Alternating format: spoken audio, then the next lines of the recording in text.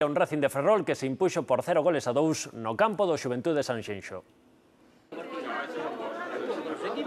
O Sanxenxo sucumbiu na casa ante o Racing de Ferrol por 2-0. Os de Calucho saborearon o gol aos 15 minutos de partido, unha mágoa que o árbitro anulara por fora de xogo. O que non anulou foi este tanto de Antonio que inauguraba o marcador para o Racing.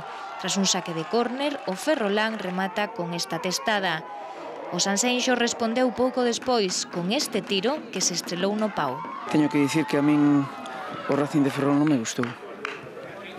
Parecerá como unha pedantería, non che gustou e ven aquí e ganche 2-0. Non me gustou, esperaba outra cousa, esperaba outras sensacións, non? Crin que vendría, digamos, como a arrasar, entre comillas, a ganarnos o partido, non?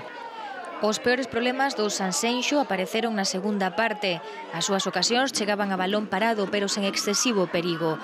O segundo gol foi obra de Pablo. O xogador do Racing recolle este balón dentro da área e bate o gardameta local.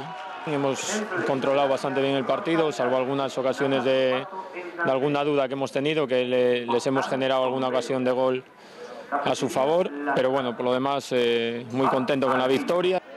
Os 3 puntos permítenlle ao Racing de Ferrol achegarse á cabeza da táboa, todo o contrario do Sanxenxo, que só gañou un partido no que vai de Liga.